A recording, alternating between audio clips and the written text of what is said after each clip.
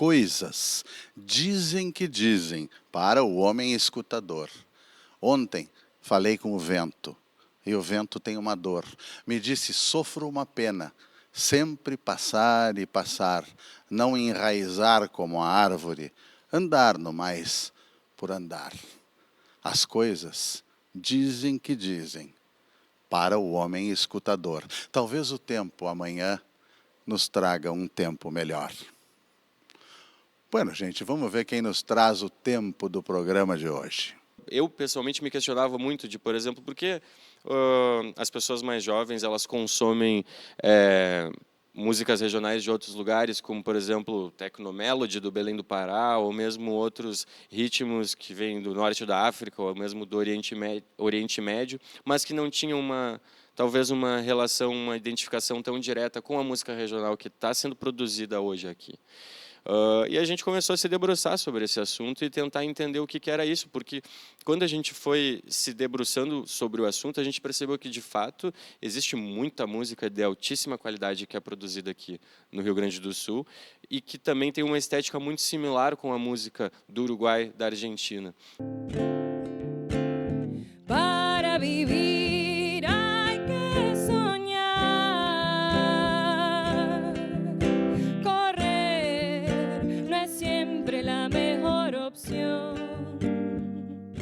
De libertad,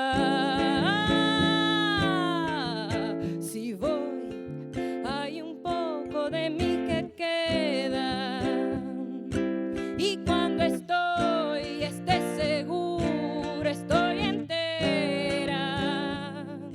Tá aí, o produtor cultural Giovanni Bonin Barbieri e a cantautora Cecília Três. E a gente começou o programa com esse trecho tão lindo de León Benarós, que escritor o León Benarós, que está interessado nas coisas, no que as coisas dizem. Entre essas coisas, as coisas da natureza, os elementos, o vento.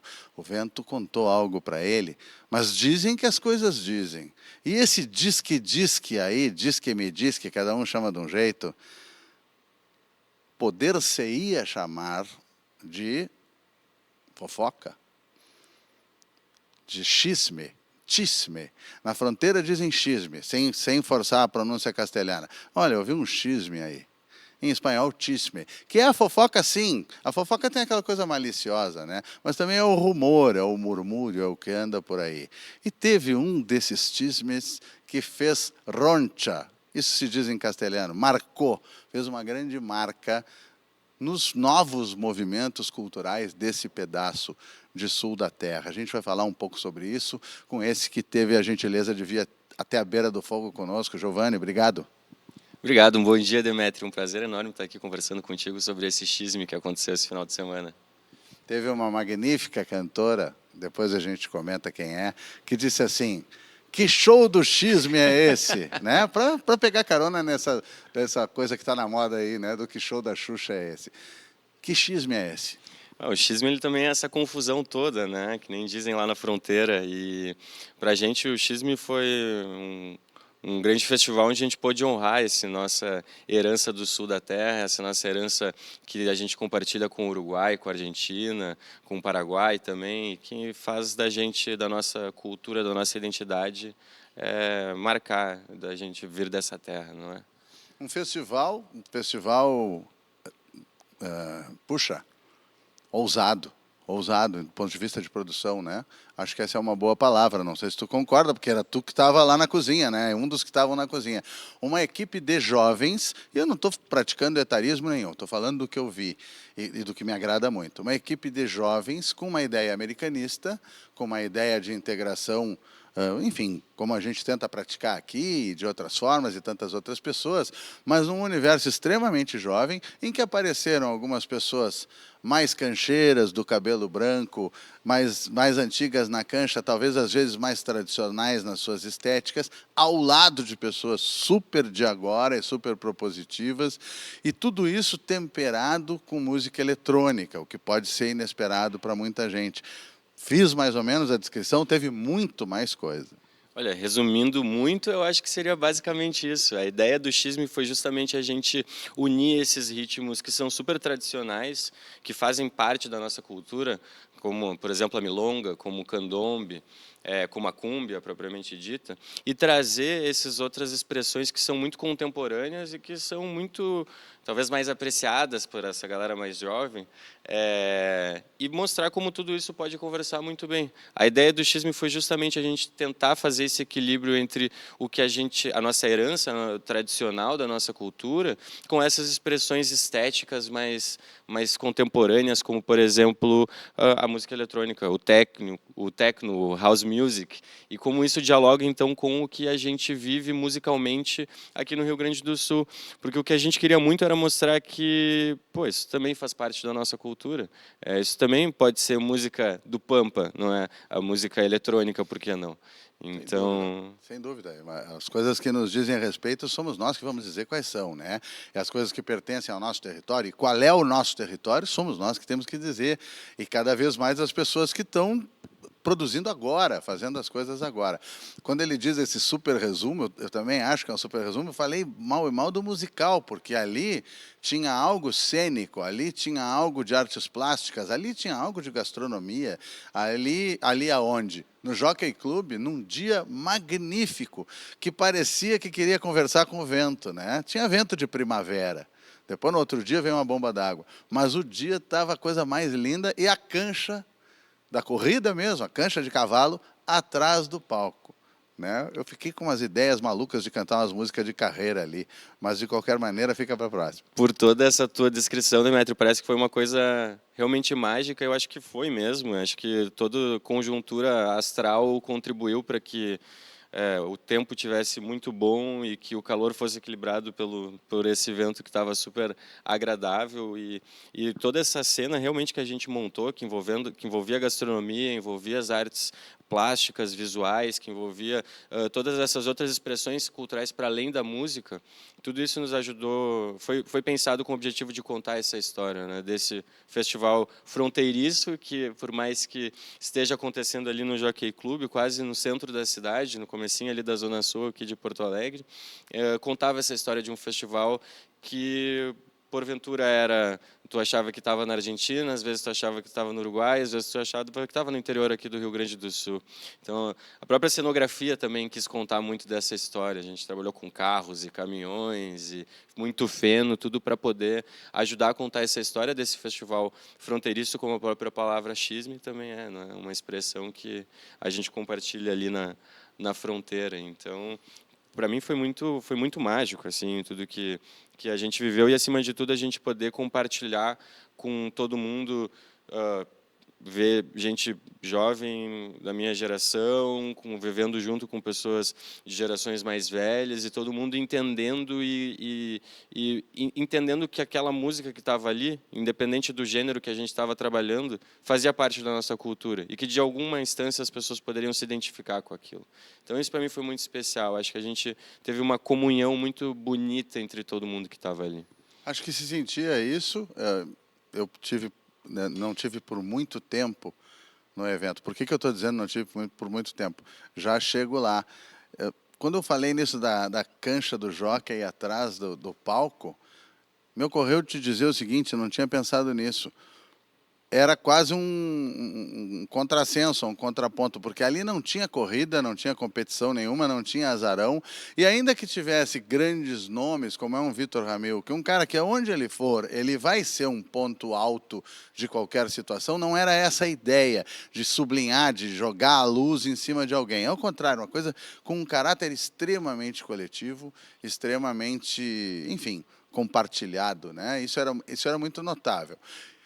Mas mesmo assim, mesmo que seja tão coletivo, vamos dar nome aos bois. Quem são essas pessoas? Eu nem te falo da grija, né, da grade que teve no palco. Quem são essas pessoas que produziram isso, que inventaram isso? Desde quando?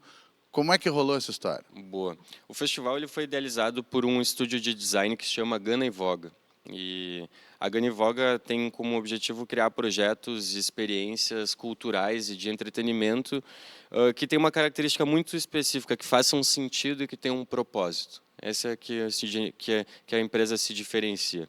E a gente que pensa e trabalha com eventos há muito tempo, a gente viu nesse boom pós-pandemia uma quantidade imensa de festivais de música que começaram a surgir ao longo do Brasil. E a gente percebeu que estavam todos meio parecidos. E, ao mesmo tempo, a gente começou a se questionar sobre o que faria um festival que pudesse existir quase que somente em Porto Alegre, que fizesse muito sentido para aqui, que fosse muito autêntico e que tivesse um propósito muito claro de fomentar a cultura que a gente vive hoje aqui, ou ao menos um recorte dela.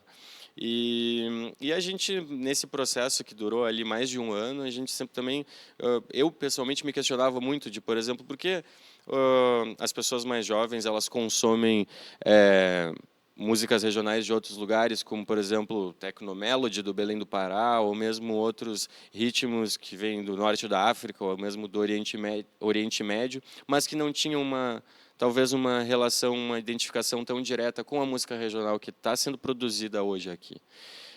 E a gente começou a se debruçar sobre esse assunto e tentar entender o que era isso, porque quando a gente foi se debruçando sobre o assunto, a gente percebeu que, de fato, existe muita música de altíssima qualidade que é produzida aqui no Rio Grande do Sul e que também tem uma estética muito similar com a música do Uruguai, da Argentina. Então, entrando nesse universo, a gente começou a ir cada vez mais fundo. E uma coisa vai puxando a outra, e da milonga a gente puxa o candombe, que puxa os ritmos percussivos, e aí vem toda a herança indígena e africana, que também faz parte da nossa cultura e que a gente quis evidenciar nesse projeto, que é tão importante quanto a nossa herança europeia.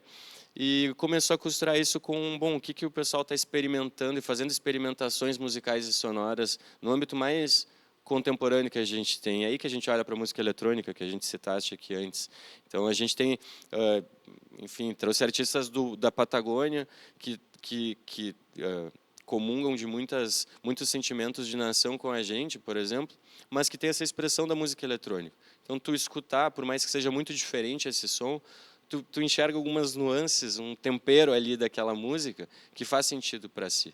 Então, foi tudo isso que a gente quis trazer nesse festival e que essa produtora, que é a Ganivoga, construiu esse projeto para contar toda essa história e mostrar como a gente pode fazer para transformar a nossa herança em experiência, de uma forma super contemporânea. Pois é, isso, para usar uma expressão de moda, que não é a minha preferência nunca usar as expressões de moda, mas algumas são muito eficientes, né?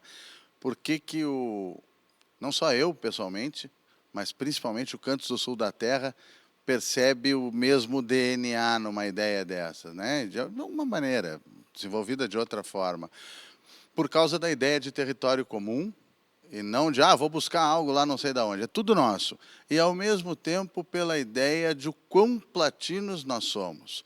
Que jamais quer afirmar que nós não somos nacionais, não somos brasileiros. Deixa isso para lá, deixa isso para quem acredita nesse tipo de carochinha ou de projeto. Não, somos profundamente brasileiros, é claro, somos um montão de coisas, mas de uma maneira inegável, muito evidente, muito gritante, somos platinos. São ventos do sul. Isso me lembrou da música que eu trouxe para te mostrar para o pessoal de casa também, e que eu cantei lá, naquela minha pequena participação de costureiro, uma costura ali entre alguns espetáculos. Eu fiz questão de trazer Vientos del Sur, do Gaston Ciarlodino. Vamos escutar? Vamos nessa, vamos coisa lá. Linda.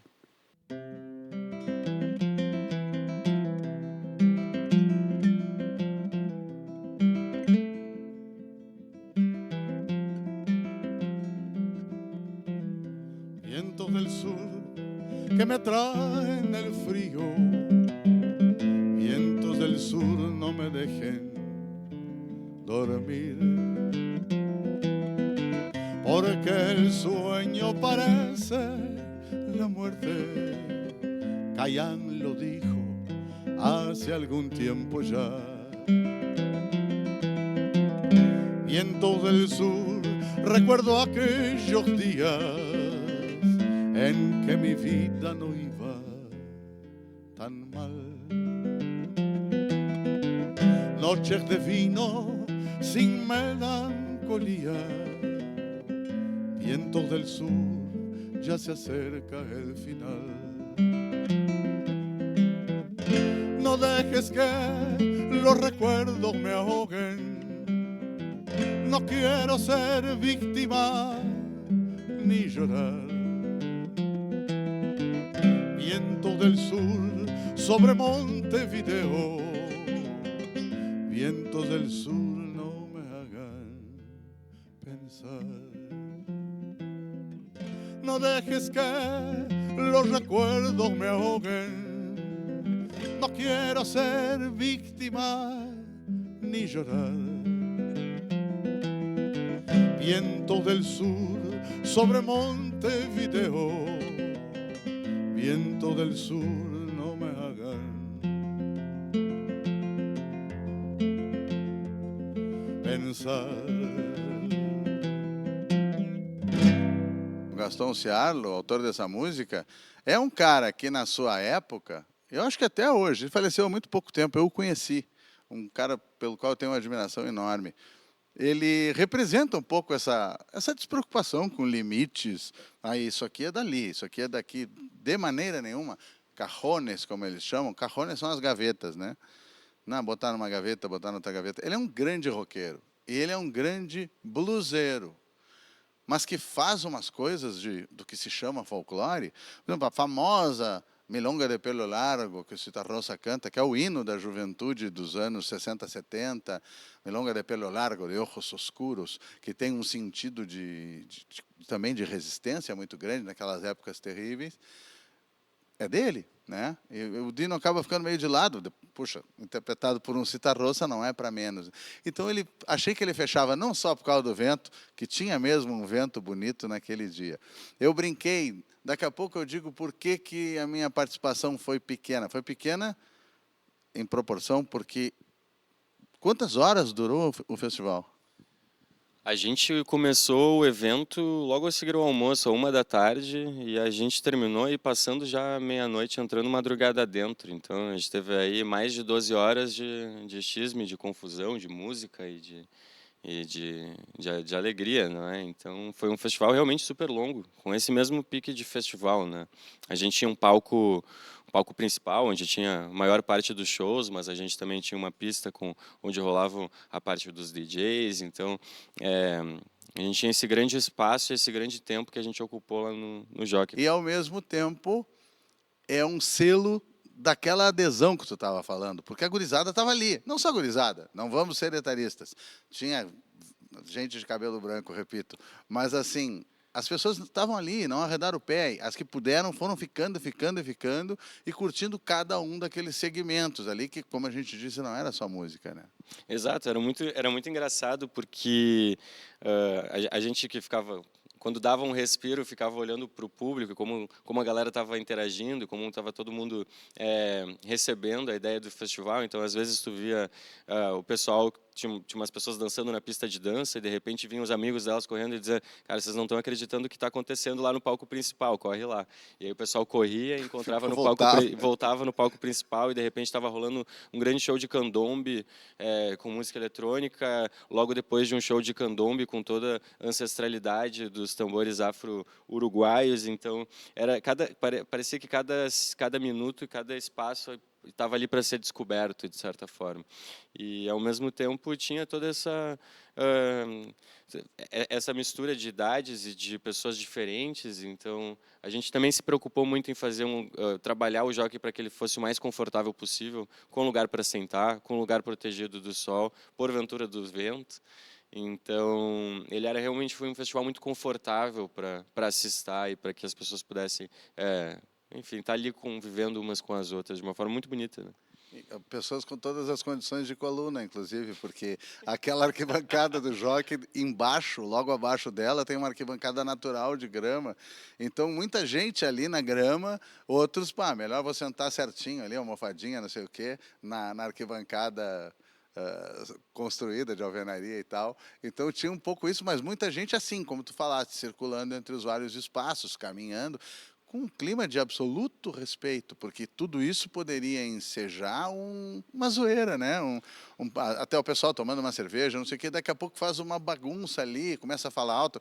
Quem trabalhou na noite sabe que tu tá com uma sala lotada do tamanho desse estúdio, que é o maior do Rio Grande do Sul, mas tem uma mesa que está fazendo bagunça, todo mundo acaba se contaminando, assim, mesmo que não queira, que esteja afim de ouvir, né? E ali não, a gente conseguiu aquele clima de teatro bacana, mas com toda a, enfim, com a irreverência, com as pessoas à vontade ali. Eu acho que, acima de tudo, teve muito respeito, né? Uns com os outros, com o espaço, com a nossa cultura, de todo mundo estar realmente apreciando e imerso dentro dos espetáculos, que nem tu disseste, Demetrio, as pessoas estavam sentadas ali, alguns deitados até na grama, e tu olhava para trás e tinha aquela arquibancada que subia de gente, e todo mundo muito respeitoso em vários momentos dos espetáculos, e mesmo quando havia a liberdade para se permitir mais e dançar mais e ser mais intenso nos momentos de energia mais alta do festival, tu via que era só um clima de alegria, um clima de celebração pura e nenhuma intercorrência, nenhum problema em relação a isso. E isso foi muito bonito, assim, foi realmente Fora o muito fato especial. de que as pessoas interagiam com os artistas também de uma maneira eu gostei dessa palavra, extremamente respeitosa, porque pô, às vezes pode ser demais, o cara está cansado, tá preocupado, né? Trouxe ali o seu equipamento, a sua banda, alguma coisa não está muito legal, sei lá, porque um instrumento não está... O cara está numa tensão, né? E não, as pessoas confraternizaram com os artistas, se via isso em cada um que subia e descia do palco. E era muito engraçado, porque quando as pessoas desciam do palco, o próprio, por exemplo, Esteban Tavares, né, ex-Fresno, que é um cara do rock, que hoje se identifica como um grande milongueiro, ele saiu do palco, ele curtiu o festival até o final no meio do público. Então, estava todo mundo ali com ele, conversando, e tendo a oportunidade de estar próximo do seu ídolo, como outros tantos, como a Clarissa Ferreira também estava, como o Shanna Miller também estava. Então, todo mundo ali convivendo com o público, mesmo depois da sua apresentação. Então, foi realmente uma coisa muito bonita de se ver essa interação entre artista e público, mais do que tanto quanto do público entre si, não é? Só quero amarrar um negócio para não ficar solto uma ponta. Quando eu falei, não tinha corrida de cavalo, não tinha competição, não tinha azarão. Quando a gente ouve no Rio Grande do Sul a palavra festival, a gente pensa imediatamente vem à cabeça um formato, que é um formato que eu respeito profundamente. Esta casa aqui tem uma relação enorme com os festivais de música nativista, enfim, documentando, apoiando, e eu, pessoalmente, como artista, tenho um tremendo respeito, embora não seja o meu mundo, eu não participava desse ambiente dos festivais. Mas eu toquei em uma montoeira de festivais no Uruguai e na Argentina, e não eram competitivos. Eram mostras com o nome festival, mostras em que tu podes cantar algo que não é inédito, porque aqui, assim, os festivais nativistas são competições de inéditos, né? E isso é muito legal, isso desenvolveu muito a música do Rio Grande do Sul sob alguns aspectos, né? Sobre todos, certamente não. Mas ali não, ali era esse conceito bem aberto de fruição, né?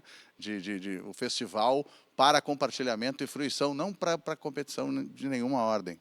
Exatamente, era simplesmente pela celebração à cultura e à música do Pampa.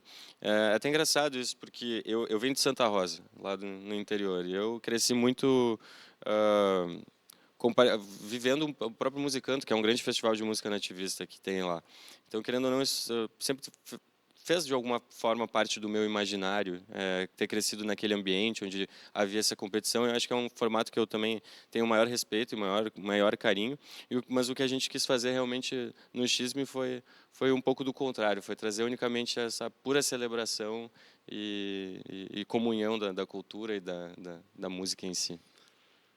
A gente, com o tempo no garrão, como sempre, e, enfim, acho que as pessoas tiveram uma bela ideia, inclusive as que estiveram lá, acho que viram um belo retrato e vão concordar com esse retrato. Será? Fiquem à vontade para dizer, sobretudo para o Giovanni, que teve essa gentileza de vir aqui falar conosco. Vai haver, rapidamente, Giovanni, a ideia certamente é uma continuidade, né? Isso não para aqui. Qual é a ideia para o Xisme? E, assim, o que tu quiseres dizer para as pessoas para a gente encerrar esse papo.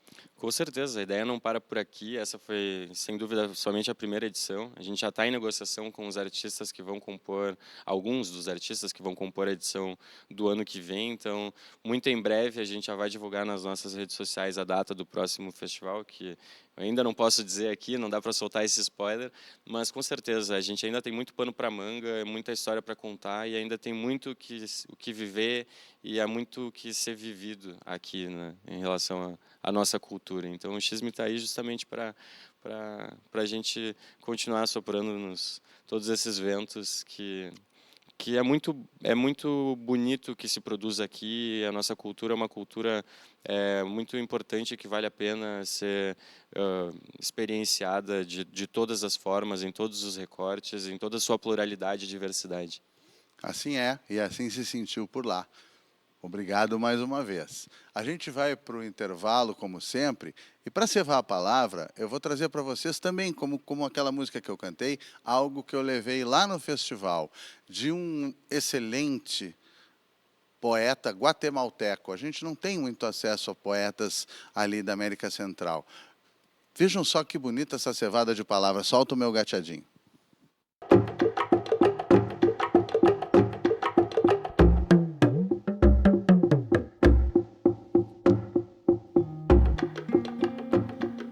Há xismes que rodeiam meus ouvidos. Os escutei passarem como alucinações diminutas, escapando-se da fantasia. Já o sei. Andam xismes de que te quero. Os xismes se regaram por minhas veias, andam percorrendo minhas artérias, chegaram a meus olhos e os tive que fechar. Intercalaram-se na minha mente e não me deixam pensar. Estão chegando à minha pele e isso eu não aguento mais. Eu sei. Andam com essa história de que te quero. Se te chegar esse xisme, não creias. Alguém dentro de mim deu rédea solta a uma fábula de sua invenção e saiu correndo, com o xisme embaixo do braço, apregoando para a vida que te quero.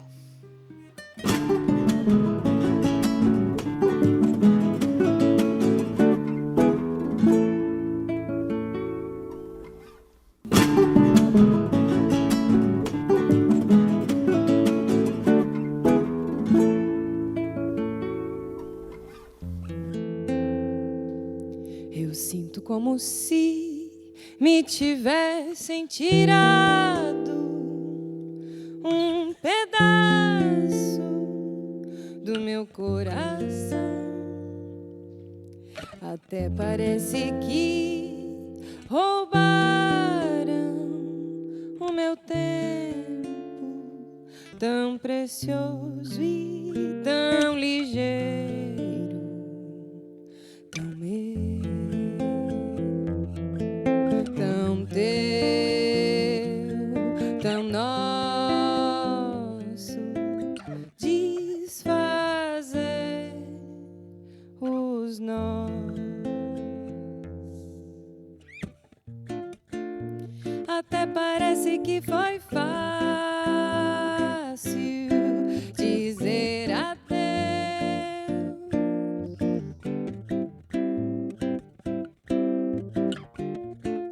mas na verdade não foi nada fácil dizer adeus, dizer adeus. Turururu, bapi, bababá.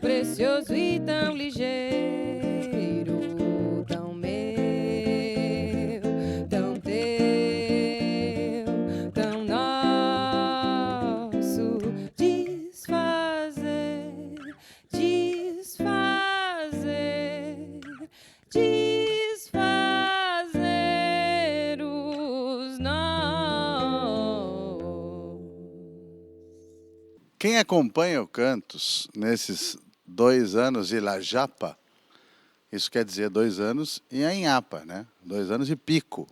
Tem essa medida universal que é o pico. 2 anos e La Japa. Quem acompanha o Cantos TV terá reparado que muito pouca gente retornou. Muito pouca gente esteve 2 vezes aqui. Porque nós somos chatos, rigorosos? Não acho. Não acho, até eu vou pensar nisso. Mas principalmente porque tem muita gente boa, muito trabalho para mostrar, muita coisa interessante nesse pedaço de sul da terra e que nos visitam também, vindo de outros lugares deste nosso lugar único.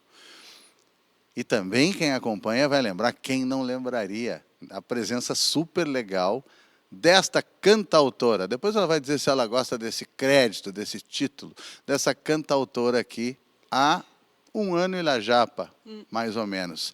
Mas como é que a gente ia deixar de aproveitar a oportunidade dela trazer esse pedaço do coração que ela trouxe aqui para nós, com essa primeira música, com essa presença e com algo que ela tem para nos contar das andanças recentes que ela tinha anunciado que vinha contar aqui. Cecília Três, muito obrigado.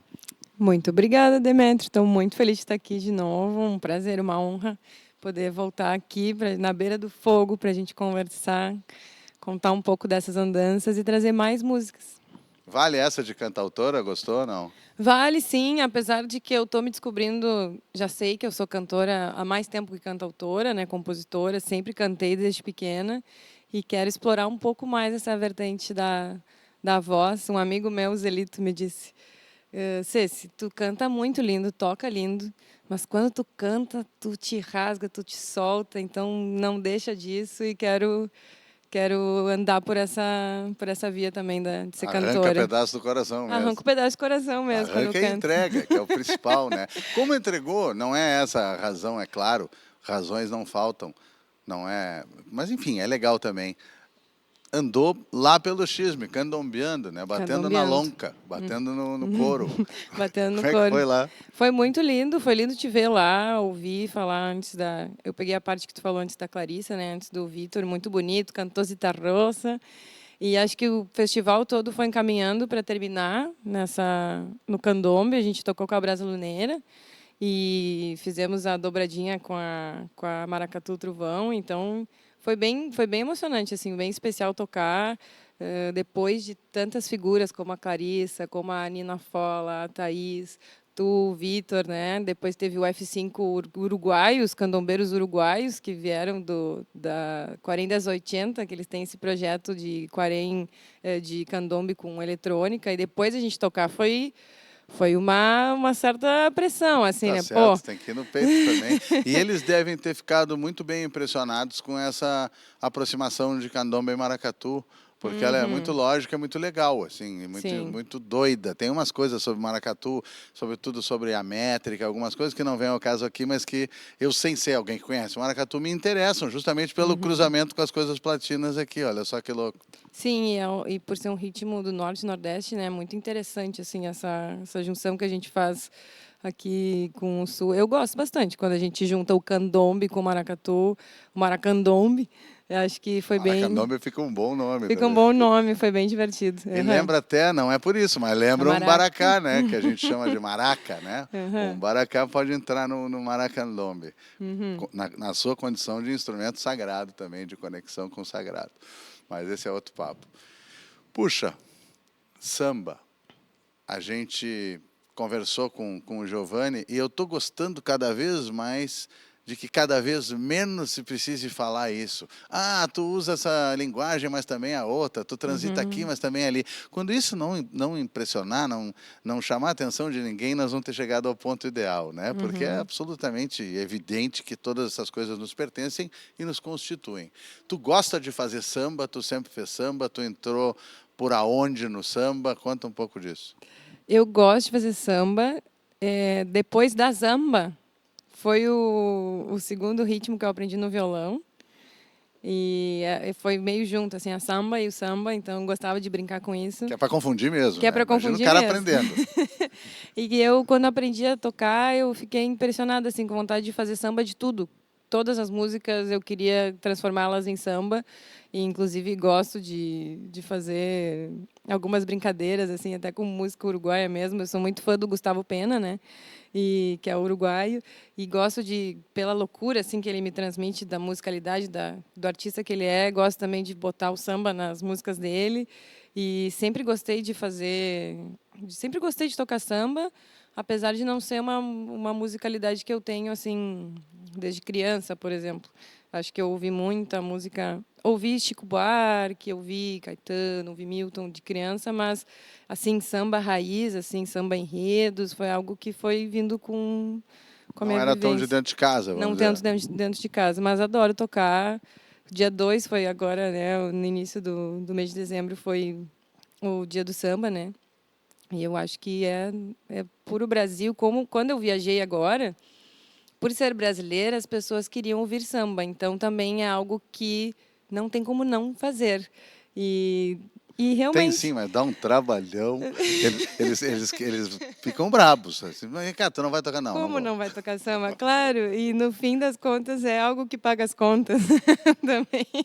Né? Poder tocar, me orgulho também muito de ser brasileira e ter o samba e poder tocar e mostrar um pouquinho da nossa cultura. Não sei se eu sou a pessoa mais certa para mostrar o samba, mas a maneira que eu consigo me expressar a partir Mas, ao desse mesmo tempo, tu ritmo. mostra que é conectável, que é tranquilo, Uhum, que é aquela mesma pessoa que compôs nesses dois formatos, nesses infinitos formatos, ou que, compondo ou não, que interpreta neles. Estou uhum, falando isso porque da outra vez tu veio aqui, e em outras situações a gente enfatizou mais essa coisa rioplatense, sim, mas de novo, que maravilha que isso flua dessa forma, né? sim. E acho que isso é uma decisão muito clara no teu trabalho, né?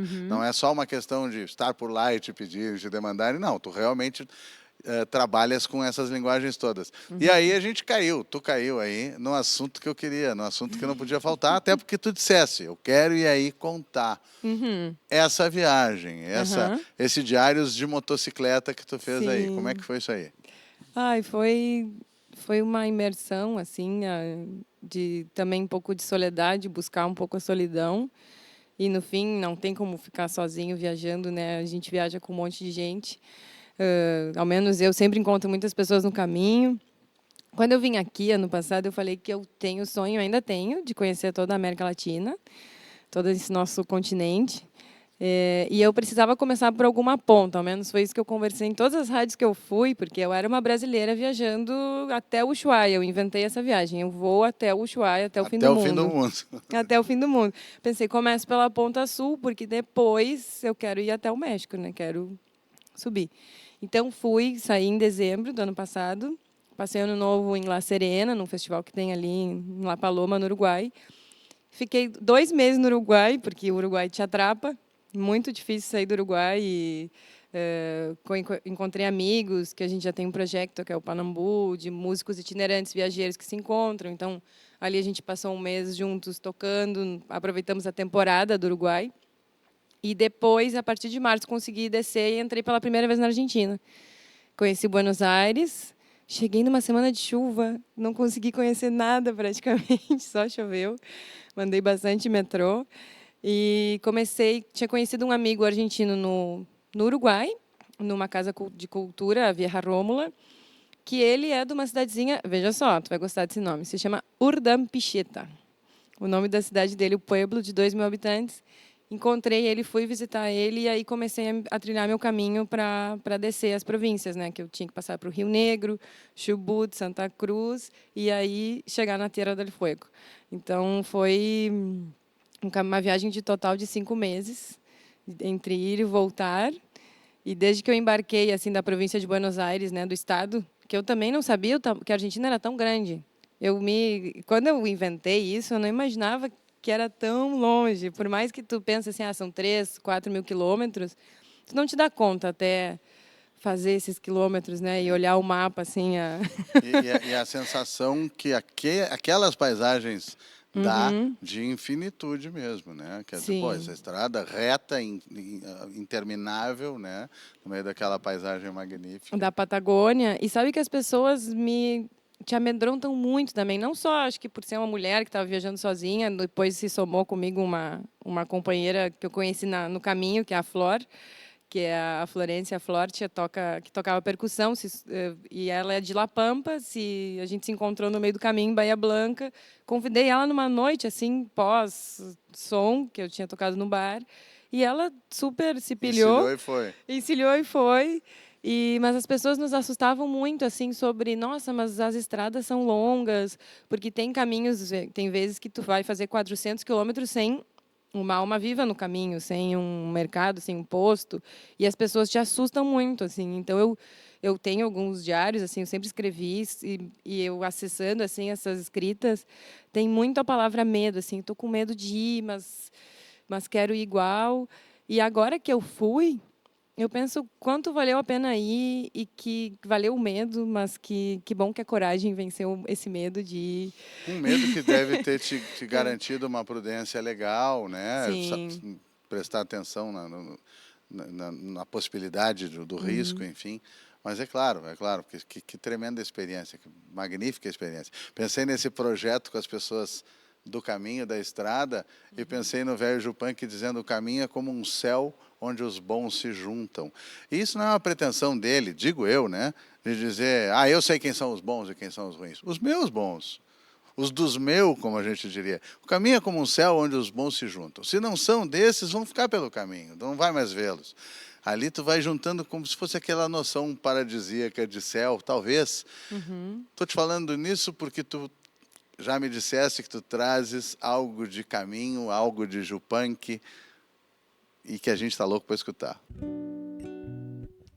Del cerro vengo bajando, camino de piedra, traigo enredada en el alma vida y una tristeza. Traigo enredada en el alma vida y una tristeza. Me acusas de no quererte, no digas eso. Tal vez no comprendas nunca, vida, y porque me alejo. Tal vez no comprendas nunca, vida, y porque me alejo.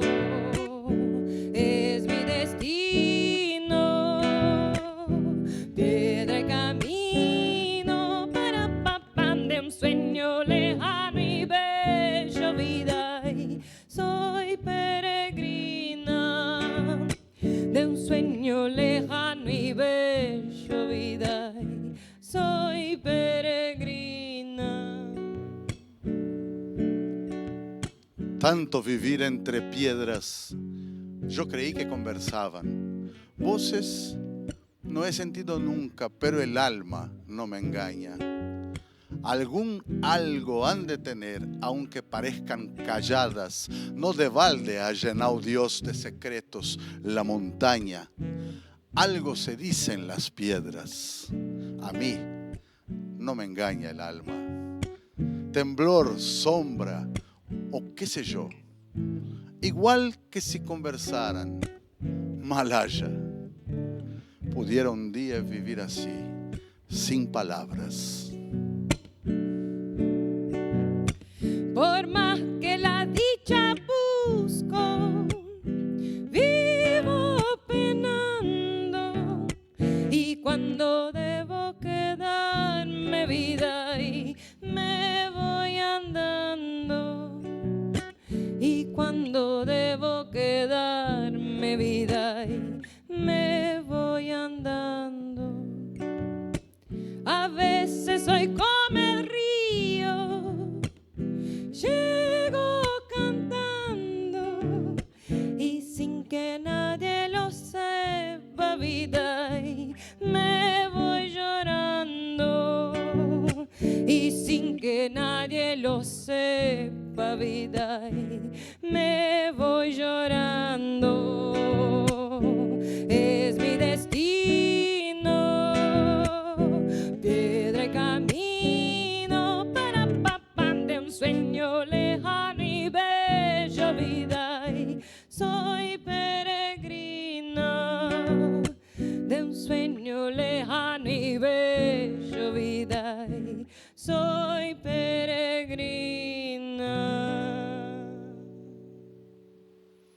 Que lindo, que bela interpretação, que tremenda samba e que verdade, né? Cada vez mais peregrina, né? Não no sentido religioso, nem ele estava falando exatamente nisso, mas se quiser, também pode, não tem problema nenhum. Os romeiros iam para Roma, os peregrinos iam pelo campo, per agrum. Esses são os peregrinos. Mas não é só o campo, a cidade é maravilhosa e as cidades pelas quais tu passaste são incríveis também. Sim. Eu fico pensando no seguinte, este cara com toda essa contradição, como eu gostaria, Malaja, né, Oxalá, digamos, pudesse um dia viver assim sem palavras. Ele era obcecado pelo silêncio, mas o que ele nos deu não foi o silêncio, foi a música do violão, a música da sua composição e muitas palavras numa obra literária que está nas canções, está em outras coisas. Está, enfim, em livros, né? Pois é, tu falaste que tu querias aquela solidão, fosse procurar aquela solidão. Esse é um apóstolo da solidão, esse velho, né? Como é que tu te dá com isso, com o silêncio, com o ficar contigo prolongadamente, talvez escutando o que as pedras estão conversando, enfim, como é que tu te dá com isso? Porque a gente te vê mais facilmente por ser uma artista jovem e da estrada no bulício, né? No barulho. Como é que é? Sabes que eu acho que eu iria ficar mais sozinha, eu tinha essa expectativa. Mas quando a gente não viaja sozinho, também é um pouco uma ilusão, assim, e descobri que eu não queria estar tão sozinha quanto eu achava. Acho que eu não encontrei essa solidão como eu esperava. Na verdade, encontrei muita gente no caminho. Ter ido viajar com essa companheira de viagem também não me deixou tanto no silêncio. Ela tem uma banda de cúmbia, então já imagina assim o ritmo. Não combina muito com o silêncio, mas A enfim, gente tem ia lugar para tudo, né? ale palo. Então, mas aprendi muito com ela, aprendi muito com o caminho. Acho que a estrada ela é silenciosa. Eu fui pela Ruta 3, então costeando o Atlântico, né, até Ushuaia, com o objetivo de voltar pela cordilheira, que acabei não podendo por conta da neve, já ser maio e esse ano o frio veio bem arrebatador, assim, né? Não só aqui para a gente, como para o sul também. Pois eu vi algumas notícias enfim, Comodoro Rivadavia, Isso, lugares onde deu coisas extremamente trágicas. Exatamente, foi em Comodoro que a gente passou. Foi uma das cidades que a gente ficou, Comodoro Rivadavia. Passamos ali por uma causa cultural, a Collage Cultural. E a gente voltou, 15 dias depois, teve uma grande nevasca ali na Ruta 3, que é onde a gente passou. Então, foi bem, bem interessante. A gente meio que fugiu desse super frio. Mas sobre a solidão, eu acho que o silêncio, eu vivi mesmo assim a questão do frio. Eu vi neve pela primeira vez, que eu nunca tinha visto neve. E a neve, ela abafa o som mesmo, né? Ela dá uma sensação de silêncio. E um dia muito bonito assim foi conhecer o Parque Nacional da Tierra del Fuego, que dá no fim dessa Ruta 3. Cheguei até o fim da Ruta 3, na La Pataia, que chama. E a gente fez uma trilha assim costeando um lago, assim, com as montanhas, e muito lindo. E ali eu experimentei um silêncio de verdade, porque a gente estava juntas, mas fizemos em silêncio, assim. E eu descobri que eu não tenho tanto silêncio, que eu tenho os ouvidos. Eu tenho aquele famoso tinnitus, assim, eu tenho Zum, zum. um zum, zum, zum.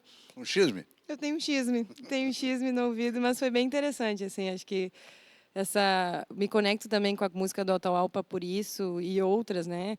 E entre outros mestres e mestras, até como, por exemplo, o próprio Pepe, né? Mujica e seus anos de silêncio e escrevendo e trazendo tantas palavras. Eu acho que flerto muito com isso e sigo buscando, assim, não me dou por encontrada, assim, fui até o fim do mundo e eu preciso de mais, mais estrada. Isso é muito louco, né? Tu fala no Pepe, eu estou pensando nas formigas gritando, que é uma coisa que eu jamais vou esquecer. O cara diz, eu ficava num silêncio tão absoluto que eu colocava uma formiga no ouvido e ouvia elas gritarem. Elas fazem um ruído, eu não estou fazendo uma metáfora, não estou fazendo poesia. As formigas gritam e a gente não sabe, né? E aí eu pensei em escrever, estou Estou emocionado aqui falando disso. Pensei em escrever algo que chamaria O Grito das Formigas e descobri que alguém escreveu já. Melhor, deixa assim, né? Mas fiquei muito impressionado com isso. O Yupanqui dizia, eu me atraquei na juventude a buscar expressar o silêncio no violão, mas não ficar quieto, expressar o silêncio com a música. Qual a música? Tentou com duetos de cordas, com trios, com acordes, e quase fiquei louco. É um pouco dramático isso, né? Mas essa ideia de conviver com esses extremos assim, e também extremo não faltou nessa história, né? Fim do mundo. Essa expressão não é pouca coisa. Eu me lembro de ver o cartazinho ali, sei lá, um negocinho decorativo, um souvenir. O Papa do Fim do Mundo. É uma coisa assustadora, porque tem previsões de que um determinado Papa vai acabar o mundo. Né? Então, tu está falando em Ushuaia ou não, né? E tu tiveste nos limites, tu tiveste em limites teus, tu tens essa sensação? Sim, sim, acho que fui...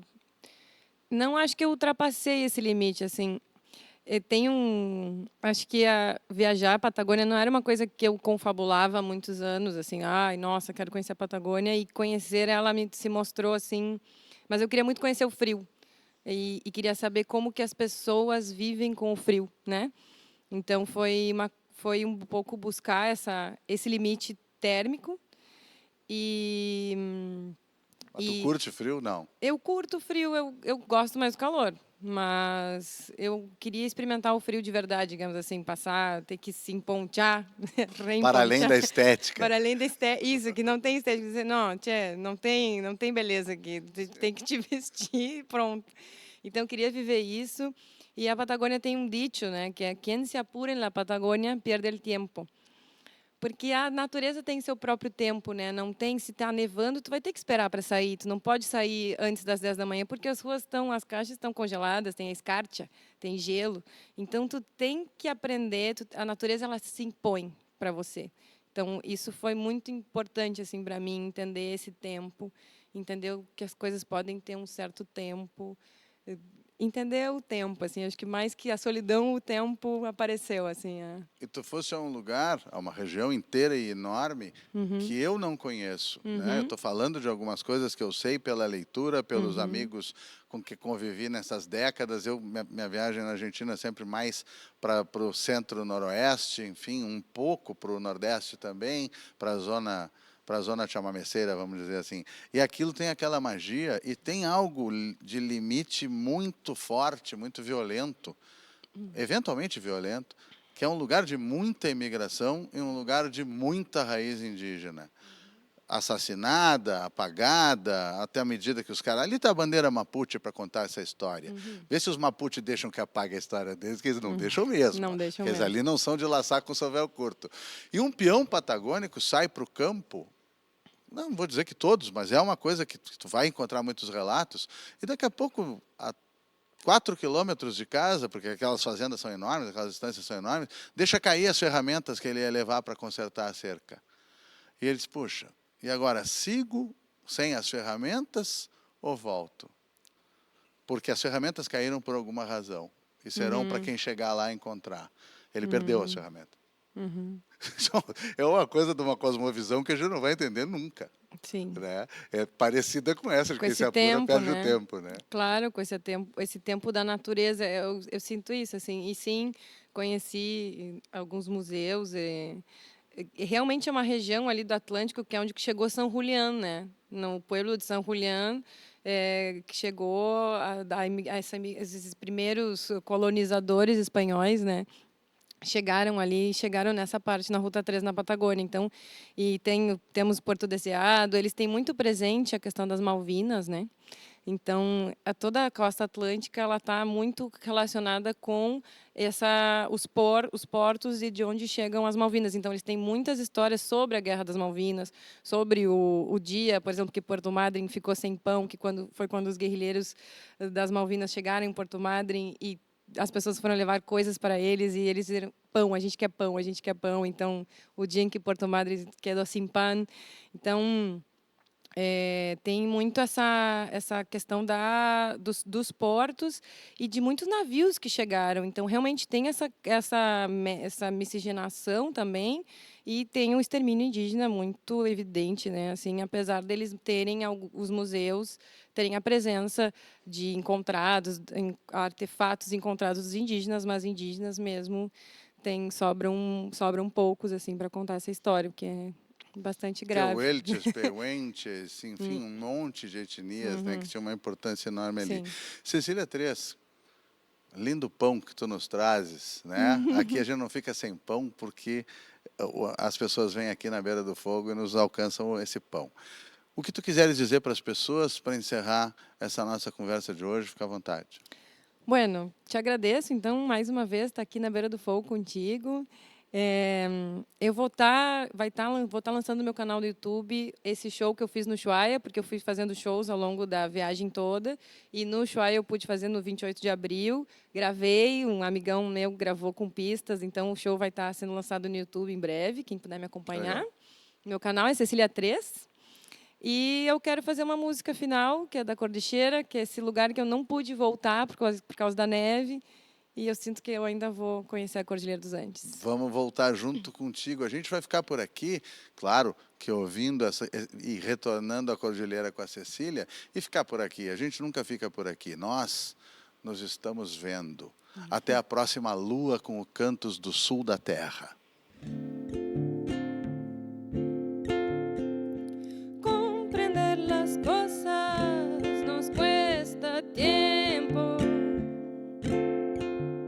Soy tiempo, soy cosa, soy todo que no entiendo ahora.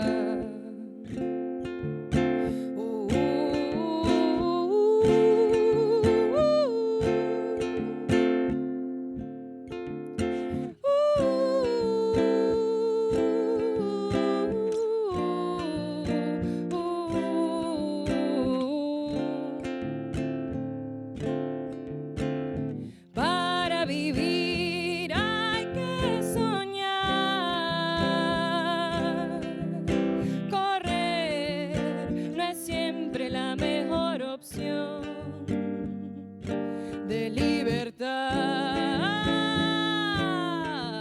Si voy, hay un poco de mí que queda, y cuando esté seguro, estoy entera.